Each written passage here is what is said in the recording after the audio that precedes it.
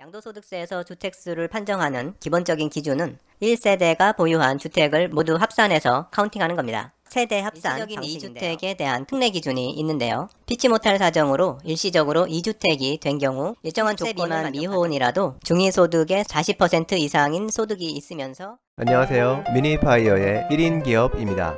주택과 관련된 세금들에서는 주택수 카운팅이 아주 중요한데요. 소유한 것으로 판정되는 주택수에 따라서 적용되는 세율과 세금이 크게 달라집니다.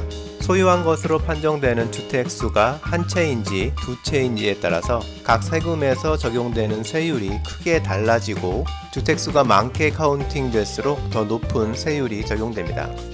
그런데 주택 관련 각 세금마다 주택수를 카운팅하는 기준이 다 제각각이라서 각 세금에서 주택수를 카운팅하는 기준을 잘 알고 있어야 합니다.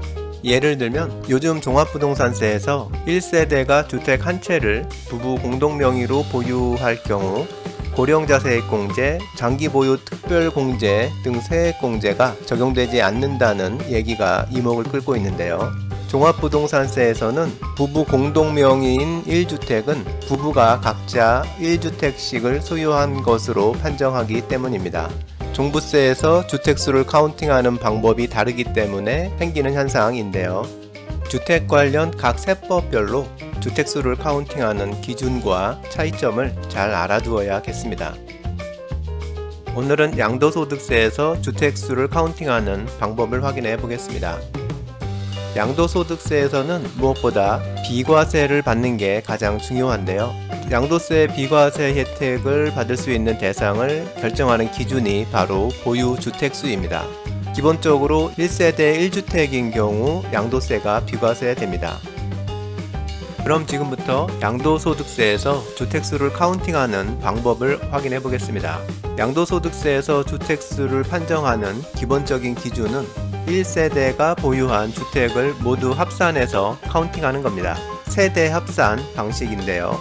여기서 1세대란 배우자와 자녀를 포함한 주민등록상 세대를 말합니다. 경우에 따라서 배우자나 미혼인 30세 미만 자녀가 세대를 분리해서 따로 거주하고 있다고 해도 양도소득세에서는 기본적으로 1세대로 간주합니다. 부부가 공동명의로 주택을 소유하고 있다면 이는 1주택을 소유한 것으로 봅니다. 주택을 공동명의로 한 채만 소유하고 있으면 1세대 1주택에 해당하는 겁니다. 종합부동산세에서 부부 공동명의는 부부가 각자 1주택을 소유한 것으로 보는 것과는 완전히 다른 기준입니다. 공동으로 상속받은 주택이 있다면 이 주택은 상속지분이 가장 큰 사람의 주택으로 보게 되고 기타 소수지분자들의 주택수에는 포함되지 않습니다. 양도세에서 주택수 카운팅은 주택을 양도하는 양도일을 기준으로 판정합니다. 양도하는 당일을 기준으로 동일 세대가 보유한 주택수를 카운팅하는 겁니다. 아버지와 어머니가 공동명의로 현재 거주하고 있는 주택을 한 채 보유하고 있고 아버지가 단독명의로 임대 중인 소형주택 한 채를 보유하고 있고 25세인 아들이 별도 거주 중인 본인 명의의 주택이 있는 상태라면 이 세대는 양도소득세를 기준으로 볼 때 몇 주택을 보유한 걸까요?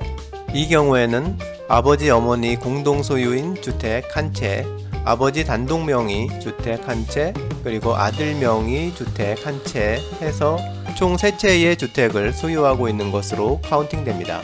세대가 3주택을 보유한 것으로 카운팅되기 때문에 이 세대 구성원 누구든 본인 명의 주택을 매도할 경우 3주택자가 주택을 매도하는 것에 해당하고 양도소득세 중과세 대상이 되게 됩니다.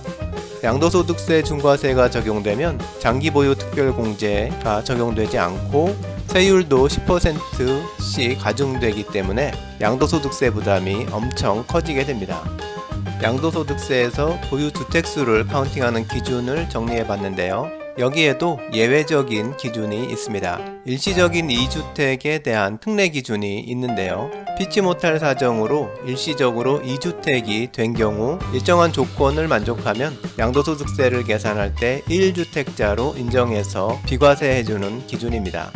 이사나 결혼, 동거봉양 등등의 사유로 1세대가 보유한 주택수가 일시적으로 2주택이 된 경우 일정 기간 내에 기존 주택을 매도하는 등 조건을 맞추면 2주택 상태에서 양도하는 기존 주택에 대해서 양도소득세를 비과세해주는 제도입니다.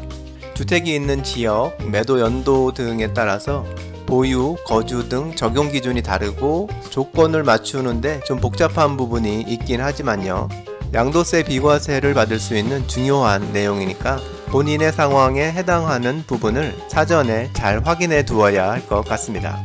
마지막으로 양도세 비과세를 받을 수 있는 현실적인 방법이 있는데요. 바로 세대 분리입니다. 앞에서 본 사례에서 25세인 아들이 부모님 세대에서 분리해서 단독 세대로 인정된다면 부모님은 2주택자가 되고 아들은 1주택자가 되게 돼서 아들이 보유한 주택을 매도하게 되면 1세대 1주택에 해당하고 양도소득세 비과세를 받을 수 있는 요건을 갖추게 됩니다.